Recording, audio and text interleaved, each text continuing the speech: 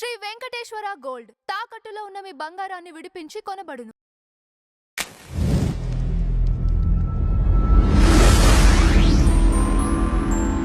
Sir, legendary director Bharati రాజా గారు మరణించారు కదా సార్.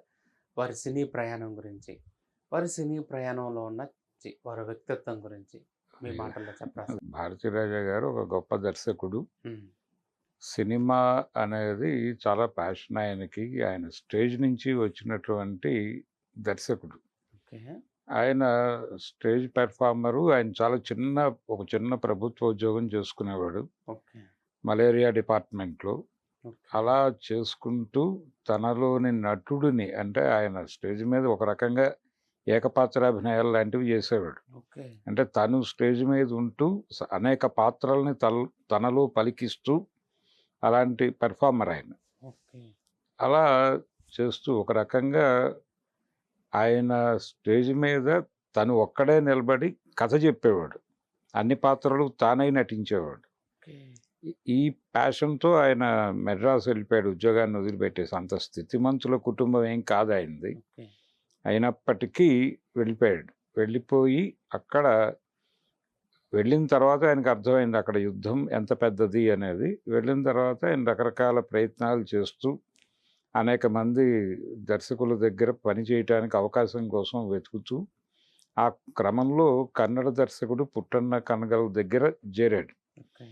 చేరిన తర్వాత అదే టైంలో గాయకుడిగా జీవితాన్ని వెతుక్కుంటున్నటువంటి ఎస్పి బాలసుబ్రహ్మణ్యంతో కూడా ఈయనకి ఫ్రెండ్షిప్ ఏర్పడింది. ఓకే. అలాగే డ్యాన్స్ అసిస్టెంట్గా ఉంటూ హీరాలాల్ మాస్టర్ దగ్గర అంటే ఇండస్ట్రీలో తనకో ప్లేస్ వెతుక్కుంటున్నటువంటి కమల్ హాసన్ కూడా వీళ్ళ బ్యాచ్ మేటే. ఓకే. అలాగే భారతీ రాజా గారి ఆయన ఉన్నాడు మెడ్రాస్లో అనే కాన్ఫిడెన్స్తో, ఆయన ఇంకా డైరెక్టర్ కాకముందే ఆయన ఉన్నాడు అన్న ధైర్యంతో ఏదో దారి చూపించకపోతాడా అని స్టేజ్ పెర్ఫార్మెన్స్ ఇచ్చే రోజుల్లో ఆయన వేదిక దిగిన తర్వాత అక్కడికి అదే వేదిక మీదకి ఎక్కి పాటలు పాడేటువంటి ఒక సాంస్కృతిక బృందం ఉండేది, పావులర్ బ్రదర్స్ అనే పేరుతో. ఓకే. ఆ బృందంలో ఒక సభ్యుడైనటువంటి ఇళయరాజా తన సోదరులతో కలిసి భారతీ రాజా మీద డిపెండ్ అవ్వచ్చు అని వచ్చాడు ఇక్కడికి మెడ్రాస్. ఓకే. వచ్చిన తర్వాత వాళ్ళని ఎస్పి బాలసుబ్రహ్మణ్యం దగ్గర ఉంచాడు ఆయన. ఘంటసాల గారు చనిపోయిన తర్వాత బాలసుబ్రహ్మణ్యం గారికి అవకాశాలు తగ్గాయి. తగ్గడం అంటే ఘంటసాలని పోలిన గొంతు కోసం ఇండస్ట్రీ వెతికి రామకృష్ణని పట్టుకుంది. ఆ టైంలో అవకాశాలు తగ్గి ఈయన బయట కచేరీలు చేసేవాడు. ఆ బయట కచేరీల్లో వీళ్ళని ఆర్కెస్ట్రాగా వాడుకుని వీళ్ళకి ఉపాధి ఉండేది, ఆయనకి ఉపాధి నడిచేది. ఆ ఏర్పాటు చేసిన వాడు భారతీ రాజా. అలా భారతీ రాజా బాలసుబ్రహ్మణ్యం వాళ్ళిద్దరి మధ్య ఉన్న స్నేహం చాలా గొప్పది. ఈయన ఈ 16 వయదినులు అనేది మొదటి సినిమా ఆయన చేసింది.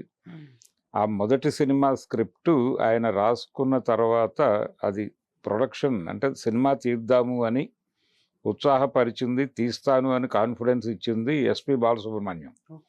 తను నిర్మాతగా మారి ఆ కథను తెరకెక్కించాలి అనుకున్నాడు ఆయన. అనుకుని తమిళ్లోను తెలుగులోను కొంచెం ఎక్కువ బడ్జెట్ అవుతుంది కాబట్టి కన్నడలో చేద్దామని వాళ్ళు కన్నడలో ట్రై చేశారు. కన్నడకి సంబంధించిన లింకులు కూడా ఉన్నాయి వీళ్ళకి. అంటే బాలసుబ్రహ్మణ్యం కన్నడలో పాడేవాడు, అలాగే ఈయన పుట్టన్న గారి రెస్టారెంట్. ఈ ప్రయత్నంలో ఆ స్క్రిప్ట్ బెంగళూరులో పోగొట్టుకున్నారు వీళ్ళు. అంటే బాలసుబ్రహ్మణ్యం గారే ఆయన బావమరిది ఇల్లుని ఆఫీస్గా మార్చి ఒక ప్రయత్నం చేశాడు. తర్వాత అక్కడి నుంచి వీళ్ళు బతుకు తెరువు పని కోసం మళ్ళీ మెడ్రాస్ వచ్చారు. మెడ్రాస్ వచ్చిన తర్వాత వాళ్ళు ఇల్లు మారారు, ఆ ఫైల్ పోగొట్టారు. పోగొట్టిన తర్వాత దాన్ని భారతీ రాజాకి చెప్పాడు ఈయనకి వేరే ప్రొడ్యూసర్ ఎవరో దొరికినప్పుడు అడిగాడు ఆ ఫైల్ కావాలని. లేదు, అది పోగొట్టాడు మావాడని చెప్పాడు ఈయన. మంచిదే అయింది, కథ నా బ్రెయిన్లో ఉంది, నేను రాసుకుంటాను మళ్ళీ అని. నిజానికి ఆ ఫైల్ పోవటం వలన కథ ఇంకా బెటర్ అవుతుంది ఇప్పుడు అని చెప్పి ఆయన దాన్ని కూడా పాజిటివ్గానే తీసుకుని రాసుకుని మొత్తానికి కమల్ హాసన్, తన మిత్రుడైన కమల్ హాసన్నే హీరోగా పెట్టి, అంతకుముందు ఓ సీత కథ అనే సినిమా తెలుగు సినిమాని తమిళ్లో రీమేక్ చేసినప్పుడు బాలచందర్ గారు రీమేక్ చేశాడు. అందులో హీరోయిన్గా శ్రీదేవిని తీసుకున్నాడు ఆయన. శ్రీదేవి అందులో పెర్ఫామ్ చేసిన ఇది చూసి, ఆవిడ పెర్ఫార్మెన్స్ చూసి ఈ సినిమాలోకి తీసుకున్నాడు. 77లో రిలీజ్ అయింది ఈ సినిమా. ఓకే. ఈ సినిమా రిలీజ్ అయ్యే టైంకి కమల్ హాసన్‌కి కొంత గుర్తింపు ఉంది. 'బాల్చందర్' సినిమాల నుంచి వచ్చిన గుర్తింపు. హుహు. ఆ గుర్తింపు నేపథ్యంలో ఈ సినిమా రిలీజ్ అయింది. ఇది చాలా పెద్ద సక్సెస్. అందులో రజనీకాంత్ విలన్ క్యారెక్టర్ చేశాడు. Okay. Rajinikanth villain, Kamal Haasan hero, Sridevi heroine, Ilaiyaraaja గారు మ్యూజిక్ డైరెక్షన్. అందులో 'సింధూర పువ్వ' అనే పాట చాలా పెద్ద హిట్. అదే పాట తెలుగులో 'సిరిమల్లె పువ్వ' అని హ్మ్. వచ్చింది. తెలుగులో కూడా చాలా పెద్ద విజయం సాధించింది ఆ సినిమా. 16 ఏళ్ల వయసు అని ఓకే. రాఘవేంద్రరావు గారు రీమేక్ చేశాడు. ఓకే. రాఘవేంద్రరావు గారు రీమేక్ చేసిన సినిమాకి ప్రొడ్యూసర్ వచ్చి రాజ్యలక్ష్మి పిక్చర్స్ వాళ్ళు, అంగర సత్యం గారు వాళ్ళు. ఓకే. ఆ తరువాత ఆయన 'కిళక్కు పోగుం రైలు' అని ఇంకో సినిమా తీశాడు. హ్మ్. అందులో Radhika heroine. Okay. Radhika, Sudhakar heroines. అది 'తూర్పు వెళ్ళే రైలు' అనే పేరుతో తెలుగులో బాపు గారు రీమేక్ చేశారు. ఓకే. పర్టికులర్‌గా భారతీ రాజాకి బాపు గారు ఇచ్చిన కాంప్లిమెంట్ పొయిటిక్ డైరెక్టర్ అని. ఆ కాంప్లిమెంటు నిజమే అని చెప్పి ఆయన ప్రూవ్ చేసుకున్నాడు తర్వాత సినిమాల్లో. ఓకే. పర్టికులర్‌గా ఆయన పల్లెటూరు జీవితము, అక్కడ ఉండేటువంటి ఒరిజినాలిటీ, హ్మ్. ఒరిజినల్ లొకేషన్సు, ఒరిజినల్ గెటప్పుల కోసం ఏదో చేయటం ఇలాంటి మాయ ఉండేది కాదు ఓకే. భారతీ రాజా సినిమాల్లో. చాలా సహజంగా, సహజమైన అందాల నేపథ్యంలో సినిమా తీసేవాడు ఆయన. అలాగే మ్యూజిక్ కూడా జానపదం అనే దాన్ని ప్రధానంగా తీసుకునే సంగీతం నడిచేది ఆయన సినిమాల్లో. ఓకే. ఇళయరాజా గారితో ఆయనకున్న బాల్య స్నేహం నుంచి మంచి ట్యూన్స్ రాబట్టుకునేవాడు కానీ ఇళయరాజాని ఇంట్రడ్యూస్ చేసింది ఆయన కాదు. హ్మ్. ఇళయరాజాని అంతకు ముందే రాజాకన్ను అనేటువంటి ఆయన ఓ సినిమాలో తెలుగులో రామచిలకగా వచ్చింది అది. హ్మ్. అన్నాకిళి అనే సినిమా తమిళ్. ఓకే. ఆ సినిమాతో ఆయన ఇంట్రడ్యూస్ అయ్యాడు. ఈయన 16 వయదుల నుంచి ఈయన ప్రయాణం మొదలైంది. అక్కడి నుంచి వాళ్ళిద్దరూ కలిసే ట్రావెల్ చేశారు. ఆ ప్రయాణంలో ఆయన పల్లెటూరు సినిమాలే తీస్తాడు అని ఒక ముద్ర పడింది ఆయన మీద. ఈ పల్లెటూరి దర్శకుడు, పల్లెటూరి కథలు అంటూ ఉండగా ఆయన సడన్‌గా ఒక యూటర్న్ తీసుకుని 'ఎర్ర గులాబీలు' అనే సినిమా తీశాడు. హ్మ్. కమల్ హాసన్ అందులో అవును. Main lead. ఓకే. అయితే అది హీరో క్యారెక్టర్ కాదు. విలను, హీరో మిక్స్ అయినటువంటి క్యారెక్టర్. హ్మ్. ప్రధానంగా లవర్ బాయ్‌గా కనిపించే ఒక సైకో స్టోరీ అది. ఓకే. ఆ తరహా కథని ఎవరు ఎక్స్‌పెక్ట్ చేయలేదు భారతీ రాజా నుంచి. అదొక స్ట్రైకింగ్ మూవీనే. దాని తర్వాత కమల్ హాసన్‌తోనే ఆయన 'టిక్ టిక్ టిక్' అని ఇంకో సినిమా తీశాడు. ఓకే. అది కూడా ఒక చిన్న సైజు హాలీవుడ్ సినిమా లెవెల్‌లో ఉంటుంది. హ్మ్. అంటే అందాల పోటీలకు పంపించే అమ్మాయిల శరీరాల్లో వీళ్ళు స్మగుల్ చేయదలుచుకున్నటువంటి వస్తువులు పెట్టి పంపించేయటం. వాళ్ళకి తెలియకుండా. ఆ! వాళ్ళకి ఇక్కడేదో చిన్న అనారోగ్యం వస్తుంది. హాస్పిటల్‌లో చేరతారు. హ్మ్. వాటిని వాళ్ళ బాడీలో పెట్టి పంపించేస్తారు. అక్కడ మళ్ళీ అనారోగ్యం వస్తుంది. అవి ఎవరు తీసుకోవాలో వాడు తీసేసుకుంటాడు. ఓకే. ఈ స్కామ్‌ని బ్రేక్ చేయటం అనేది సినిమా. ఒక కెమెరామెన్, ఓకే. ఓ చిన్న ఫోటోగ్రాఫర్ పట్టుకుంటాడు దీన్ని. అది కూడా కమల్ హాసన్‌తోనే చేశాడు. అందులో కమల్ హాసన్‌ది పాజిటివ్ రోలే. ఓకే. ముగ్గురు హీరోయిన్లు అందులో. మాధవి ఒక మెయిన్ లీడ్ చేసింది. అలాగే ఆ రోజుల్లో ఉన్నటువంటి ఆర్టిస్టులు ఉన్నారు. ఇలా నడిచిన సినిమా అది 'టిక్ టిక్ టిక్' అనేది. రాధ ఒక హీరోయిన్‌గా కనిపిస్తుంది. స్వప్న ఒక హీరోయిన్‌గా కనిపిస్తుంది. ముగ్గురు హీరోయిన్లు. అలా ఆ సినిమా ఒక స్థాయిలో ఉంటుంది. తర్వాత కమల్ హాసన్‌తోనే ఆయన చేసిన ఇంకొక సినిమా 'భాగ్యరాజా' కథతో వచ్చిందది. 'భాగ్యరాజా'ని హీరోని చేసింది కూడా ఒక రకంగా ఈయనే. మన భారతీ రాజానే. ఆ! ఆయన దగ్గర అసిస్టెంట్‌గా ఉండేవాడు. ఆయన్ని హీరోగా మార్చాడు ఈయన. అలా తెలుగులో ఆయన చేసిన మొదటి సినిమా ఒక రకంగా 'కొత్త జీవితాలు'. హ్మ్. 'కొత్త జీవితాలు' సినిమా తర్వాత ఆయనకి సక్సెస్ ఇచ్చిన సినిమా 'సీతాకోకచిలక'. ఓకే. 'శంకరాభరణం' తర్వాత 'పూర్ణోదయ' బ్యానర్‌లో వచ్చిన సినిమా అది. ఓకే. ఆ సినిమా గురించి చాలా పెద్ద లెవెల్‌లో చెప్పుకునేవారు ఆ రోజుల్లో. అంటే అది సక్సెస్ పరంగా 'శంకరాభరణం' రేంజ్‌కి వెళ్ళిన సినిమా.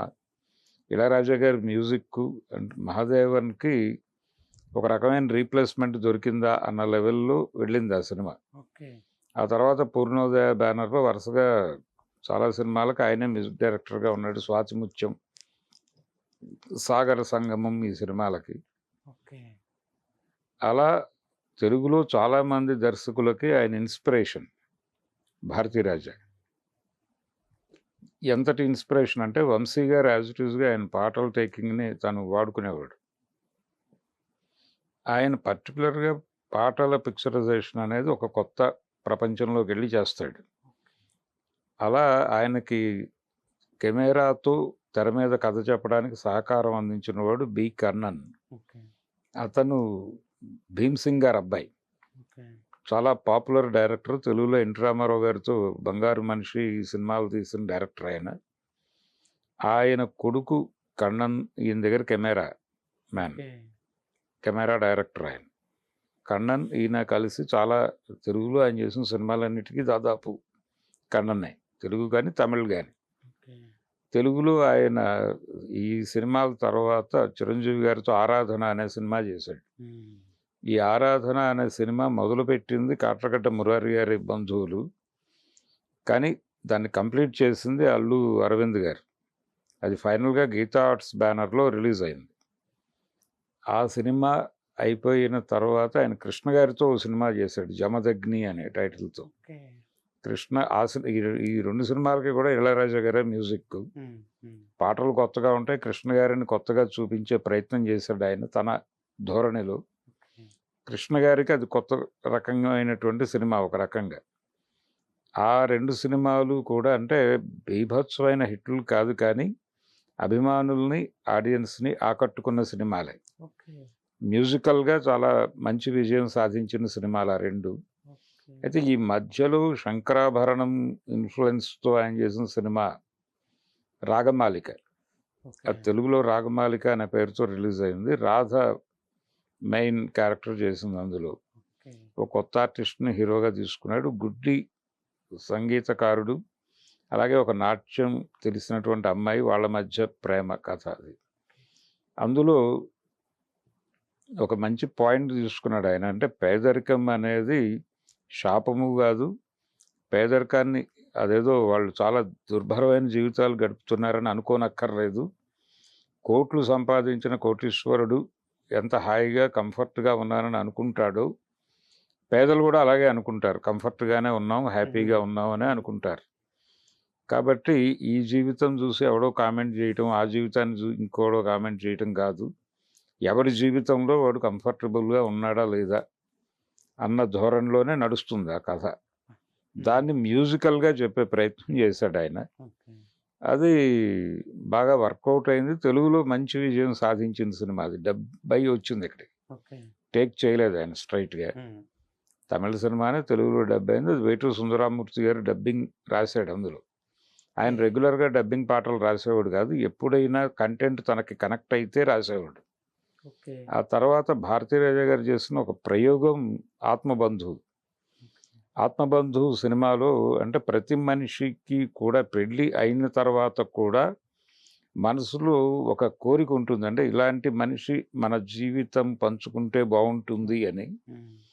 అది నెరవేరదు, అలా అలా ట్రావెల్ అయిపోతూ ఉంటారు సర్దుబాటుతో. అలా ఎలాంటి మనిషితో తను కలిసి ఉండాలని అనుకున్నాడో ఒక ఊరి పెద్ద అలాంటి అమ్మాయి కనిపిస్తుంది. అంటే అప్పటికి తన ఏజ్ 50s దాటిపోయి ఉంటాయి. తనలాంటి అభిప్రాయాలు ఉండి తను ఎలాంటి అమ్మాయిని చేసుకోవాలనుకున్నాడో ఆ లక్షణాలు ఉన్న అమ్మాయి, ఎవరైతే తన పార్ట్నర్గా ఉండాలి, ఇలా ఈ లక్షణాలు ఉండాలి అనుకుంటాడో ఆ లక్షణాలు ఉన్న అమ్మాయి 18-20 సంవత్సరాల మధ్యలో కనిపిస్తుంది. కనిపించిన తర్వాత ఎలా రియాక్ట్ అవుతాడు ఆయన?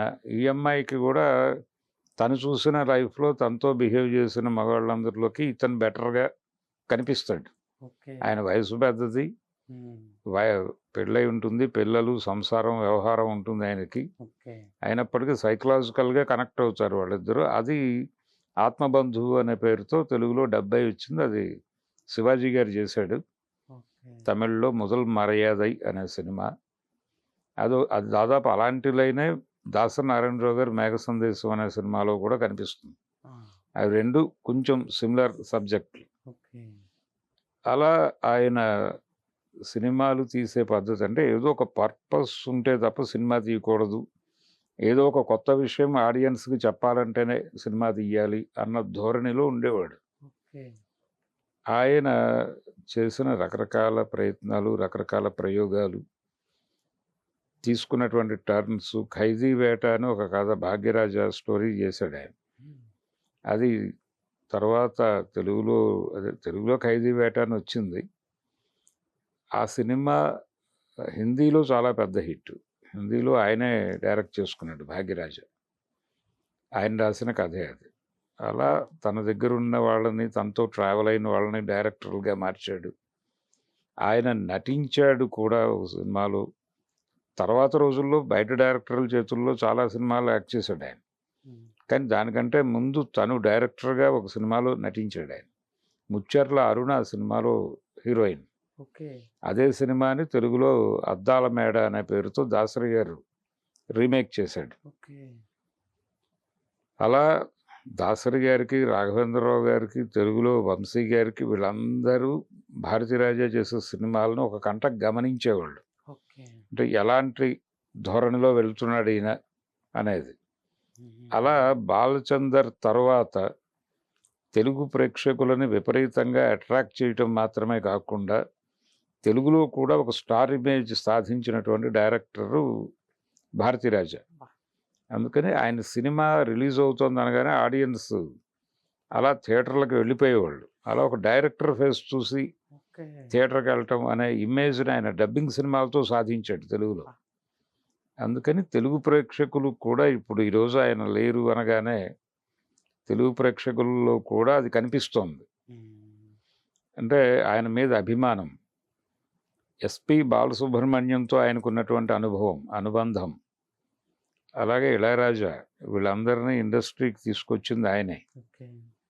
అలా ఆయన మీద ఒక గ్రేట్ రెస్పెక్ట్ తెలుగు వాళ్ళ హృదయాల్లో ఉంది.